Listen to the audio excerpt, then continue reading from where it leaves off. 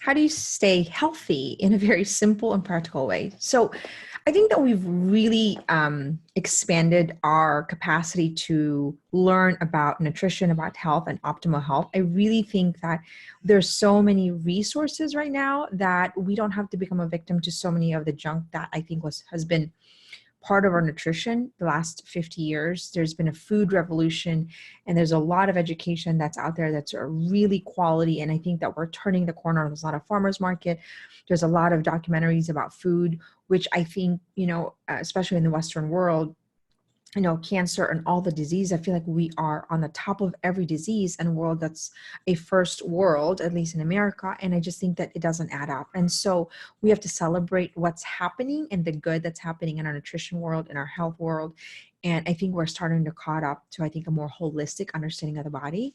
I do, however, think that because there's an overwhelming and saturated information out there, just like anything, it becomes almost a bottleneck.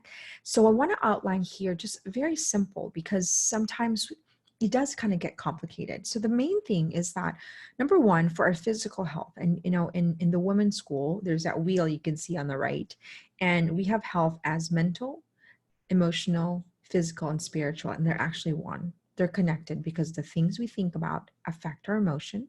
Our emotion releases a chemical reaction in our body that actually changes our capacity to receive the spiritual graces of the moment. So it's actually hyper connected. So we do not say this is your mindset, and this is your physical health, and this is your emotional health. We have to integrate it. And I think it's new learning, and it's new research out there that actually shows it's integrated. And I think this is why in the women's school, people are having massive transformation because of the fact that it's a very integrated learning. Because you could have health coaching and not mindset coaching, and not coaching on your relationship, or coaching on a relationship, but they're all discombobulated. And that's what I'm seeing. Okay, here's your nutrition coaching, and here's your mindset coaching, here's your counseling, and here's your relationship kind of guide. And it becomes sort of this lack of cohesiveness and integration. And the problem with that is that we're one woman experiencing, you know, all the same things. How we do anything is how we do everything. So it has to be an integrated learning. And that's really what we do in the women's school, is that we integrate every part of the woman. And that wheel is such a very important wheel in a woman's life, because it actually gives us clarity that when we talk about physical health, we can't just talk about nutrition without talking about our mindset. And we can't just talk about our mindset without talking about our self-image. And we can't just talk about our self-image without actually talking about our environment, and then our environment, our family, and the family of origin. So it's hyper connected. Even though I give women little training, it is so hyper connected that I am always resistant. And like little advice here, January, can you give me an advice here? Because our advice of, okay, how do I stay healthy, has everything to do with our self-image, and probably our environment, and probably our relationships, right? Because sometimes this is where we binge eat, because we're not happy in our relationship. So it's important to know that as a framework, as I begin to actually lay out the basic of the physical health and the importance of it, is that I'm giving you a little bit here, but it has to be integrated, connected. If you want to have sustainable peace of mind and a beautiful, meaningful life, you have to look at the physical in context of the spiritual, the mental, and the emotional. It has to be integrated. So now let me go back to the physical. And this is a very simple way that I want you ladies to just consider, our health to be simple, and it doesn't have to be complicated. Okay. So the first thing we need to do is we just need to learn. But when we're consuming information, let's not make it a consumption that actually makes us feel as though we're inadequate. This is what I do. I say, I'm reading, because I think every week I just read something that's about health, to keep my mind always on top of new learning and new research and new science. But then I say, can I incorporate that in my life right now, or no? No, I can't. Great. Put that in, check it in later, but it's great learning. I'll put that in the back, but not the sense of guilt or shame, or feeling like, oh my gosh, I can't do it all. Because this is what happened. We start to get healthy, and then we, try to change every part of our nutrition or our health. And it then becomes unsustainable, because we can't wire 5 things at a time. It has to be one thing at a time. So it's important to take information and have the capacity and the skill to create healthy boundaries that allows us to incorporate things one thing at a time. Okay. The second thing is that you have to check your sources and see, okay, is that a credible source or not? And here's how I always, and this is my children, Mom, that's healthy. And they know, define healthy, right? Because we sometimes say, well, I eat really healthy. And then we start to actually say, well, define healthy. Well, we don't do sugar, so I just kind of keep it simple, and I'll just, make food with, really easy. And there's only two recipes. It's a bouillon cube and salt and pepper and vegetables. I'm like, well, bouillon cube has so much preservatives, right? So, or, I eat really healthy. We don't eat out a lot. We have a lot of, pasta and bread all day, and it's really simple. But certain bread have a lot of ingredients, and as a matter of fact, I was just talking to my friend in Europe, because their bread and their pasta there is processed so differently that she came here, and all of a sudden the bread and the pasta she was eating, it was really wreaking havoc in her body. Okay, so it's important for us to recognize the source and the food. So we have to check labels. We have to really study the labels and what they are, because if we can't read it, and if we can't actually, if it's not short enough, chances are it's a lot of junk in there. So, when you're buying food, just keep it simple and say, yep, that's a lot of ingredients. Maybe we'll just have it once a week or once every 2 weeks, and that's as a treat. But that could not be part of our daily norm. So, so those are the things that I think kind of just mindset simple. And the third thing is really learning how to cook and clean very efficiently, because we can't have a sustainable lifestyle of nutrition and health if we think our kitchen is just something so overwhelming, because we won't cook. And the reality is that if we don't actually learn how to cook, it's hard to have sustainable, healthy lifestyle. So that's three things that are really important for us to understand. Now, that obviously the cooking part is a learning in itself. So let's just talk about number one, as the importance of water. There isn't really anything we don't know about physical nutrition that is so daunting. It's just a matter of actually forming ourselves with accountability and the right strategies to say, I am a water drinker, and people make fun of me, but I, literally drink about 10 of these a day. But it helps us sort of just flush our system. So if that's the one habit that you can actually just wire into your system, water. It's not orange juice. It's not, but it's just water. It just cleans your system, and I tell women and my children, your urine should be clear, period. If it's not clear, you don't have enough water. Okay. Number two is sleep. We need to have 8 hours of sleep, as a, 7 to 8 hours of sleep as a bare minimum. I'm probably not the best at that always of following through, but I always manage. If I kind of, don't get enough sleep, because I am a morning person, that I'll sort of make up with it some other time. But we need to be counting our hours of sleep every single night. I ask my children, you need to count your hours of sleep. When they're 7, they're 8, they're 9, they can count the hours of sleep. So they build a habit of constantly counting our sleep, because we can't really operate optimally our mind if we don't have proper sleep. And yes, you could get away with it, and some certain people have, but it's not your average. Sleep is really crucial, but some people might only need 7 hours of sleep. Some people might need 8 hours of sleep. 8 hours I think is optimal. I think someone might say, I need 9 hours of sleep. It's, I think, more than what we need to have. Sometimes when we have too much sleep, we actually get tired. And then we also miss out on opportunities of, getting ourselves ready in the morning. So that's an important thing. Now, remember that in order to actually have quality sleep, you need to learn a morning routine and an evening routine. So that's why it has to be hyper-connected, because Great January, the problem with sleep is not that we don't actually have healthy sleep. The problem with sleep is that we don't have a routine, which is a learned skill in itself. So that's important. We need to be counting hours of sleep, and we need to have a routine so that we know exactly the same time we sleep and exactly the same time we wake up. And it should be consistent every single day, because sporadic sleeping is actually not healthy, because our body has an internal alarm clock and its internal rhythm, and it kind of messes up with it. Some women, it's inevitable. Like if you're a nurse or you're a nursing mom, it's inevitable. You do the best you can to try to create a rhythm of life that protects your sleep and your sanity. It goes kind of hand in hand. Without sleep, there is no sanity, right? This is actually how they torture people before, is that they would, sleep, they would like wake them up. It was like the torture, and in 2 minutes. And so they would get woken up, and that was a form of torture, because it would let them spill the beans, because they were so exhausted that they would just reveal everything. Okay. And then, so let's talk about toxins. So there's toxins all over. We live in a world, unfortunately, that has not been in complete integrity with the toxins and our in our environment, cleaning, soap. So, I feel like that's the thing in my life that I feel like, okay, it's been a slow, gradual application of the things that I feel like are toxin free.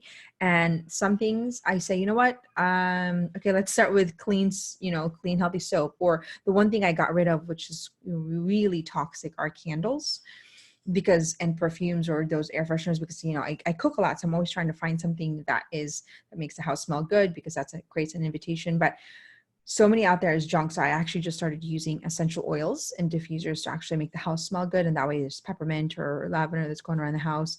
And that way it's not toxic, but those candles are really toxic. So or those air fresheners or Glade or whatever those things are, you're basically inhaling them. So there's so many things in our clean environment and dust, just toxins in general. And the fourth thing is nutrition, which let me just talk a little bit about. Our food system does not have the same integrity as it used to. It's that simple. The bowl of spinach now, 50 years of bowl of spinach does not have actually the same nutrients because of the soil, because of everything, all the junk we've put into our environment. The truth is that we haven't really respected our environment. And so the quality of our food is no longer the same. So that's an important learning, because we actually need supplements. We actually need additional vitamins in our body to actually help us, vitamin D, vitamin C, vitamin A, especially. We just need it. Here's where the rubber hits the road. There's a lot of junk vitamins out there, and that's why we need to study. So, I try to check my source and make sure that I have vitamins that are actually have credible sources. So if you want to be able to incorporate vitamins, just study. And sometimes I buy vitamins to my children. It's so funny. I just bought vitamin C because of all this COVID. Vitamin C is really important, and so it had great reviews, and I had thought I had checked all the labels, and I couldn't, I guess, see the labels because I bought it online as everything was closed. And my kids saw it. Ina read it, my 8-year-old, and she's like, "Mom, this is junk. High fructose corn syrup is the first ingredient in a vitamin C that has a 4.5-star review. That's not good." High fructose corn syrup is a form of, preservative that is toxic. And so you learn. That's the thing. It's like you cannot, you have to learn. And some things you realize, they were good at one point, but realize that they're not quite as good now. And that's okay. Right. And so you don't beat yourself up. You just learn. So it's in trying to incorporate good vitamins or good nutrition. So there's a lot of good greens out there that I feel like are clean, because so many greens out there, I see them like, oh, look at this green drink protein powder. And I'm looking at the ingredients. I'm like, ah. And when you eat clean, you start to feel it. There were so many things that I would try, and I'm like, oh, that has so much junk. I can tell, because the inflammation is often the cost that we pay for a lot of toxins in our body. And if we're used to it, we kind of get desensitized and we're just kind of a growing inflammation. But if we're, hypersensitive to it, because we clean our body, we start to feel a lot of those aches and pains when we eat junk food. And for myself, I can feel it. So look at your vitamins and look at the supplements that you're putting in your body, because they're important, but you want to make sure that they're healthy. The other thing is, when it comes to food, okay, so let's just a little bit about this, is that preservatives are everywhere. There's a whole labeling war out there. You've got to look at your labels. And I think that, we can actually eat really clean and simple without a lot of junk. It requires skills, very basic skills, not complicated skills. I think we can create, simple nutrition that's a lot of vegetables, a lot of fruit, and without junk in there, some, meat that's flavored really well with good quality seasoning, but very few, and it's not a lot. And you can do so much with so little of the natural things. And if we can learn to cook that way, then we don't have to, I don't think we need to be buying packets. I think we need to be paying attention to our seasonings. That's really important, ladies, because those seasoning packets cause a lot of inflammation if we don't study, and if they're not pure, and if they've got a lot of preservatives in there. So watch the preservatives in your food, and watch the labels. And obviously sugar, right? There's sugar everywhere. I feel like it's the culprit to not being able to think. I know it when I'm eating junk food, because my memory fails me, and it's like this automatic. I'm usually, I can remember things, and I'm like, what did I just say? And, they're just there's just not quite as integrity in the labels that we're eating. So it's a bit of a war, and you're just gonna have to see it as a war, and you're learning and trying to figure things out what's the best. But it's important that we teach our children, we teach ourselves to study labels. I never did before, and I suffered for it. That we eat really simple, a lot of fruit, vegetables. Obviously some people are not, some people say dairy is good, some people dairy is not good. I mean, I think that you have to see how your body reacts to it. And I know that certain blood types work better with other ones. So even just to avoid a lot of the things that have, kind of chemicals in it, even in dairy, like one of the, I think, big culprit is yogurt, because it's got a lot of sugar in it. And, kefir could be good for you in its purest form, but now it's, it's in this fake form, and the way they process it is, I think, the way is what loses its integrity. A lot of honey is natural and it's good, but the way they process honey, it's like you have to really make sure you buy raw and good honey. Or agave in itself is good, but the way they process is actually what makes agave turn into fructose. So it's studying these things and studying them gradually and incrementally. So just trying to keep it really simple, and simple ingredients, a lot of fruits and a lot of vegetables and meat that's flavored easy, I think, is a way to do it. And that requires just a few skill set. But really, if you just kind of keep it that simple, and it's not simple meaning that there's no work behind it, but simple in its sort of cleanliness and not overcomplicate it, I think that you're going to strengthen your immune system. Oh, there's one thing I'm sorry I forgot here is movement, which is what we teach in the women's school, is sort of the pillars of it. Is that even if you don't like to exercise every day, which is really, I don't like to exercise every day, and that's the truth of it. And I do it because it's work. Even if it's just walking for a half hour, 15 minutes a day, to just kind of get the blood flow moving, I think that's important. And if it's cold outside, there's a way to do exercise inside, but just some form of movement, so our bodies does not become sedentary, and that we're actually causing blood flow in our body. And I love it because in children, movement actually is what helps them develop their brain.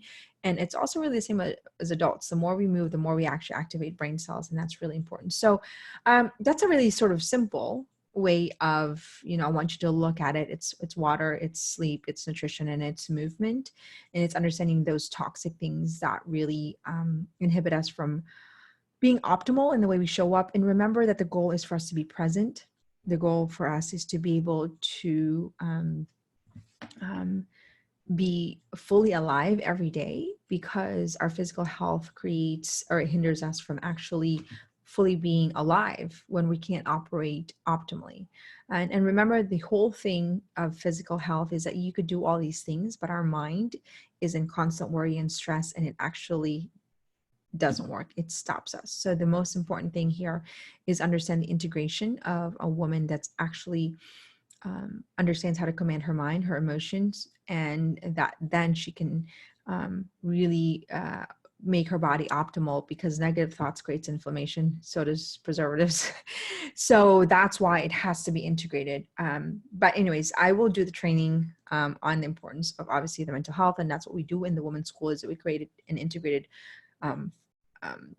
formation. And so my invitation to you ladies is that remember that, dabbling into our growth is dangerous and risky. We have to see our growth as integrated.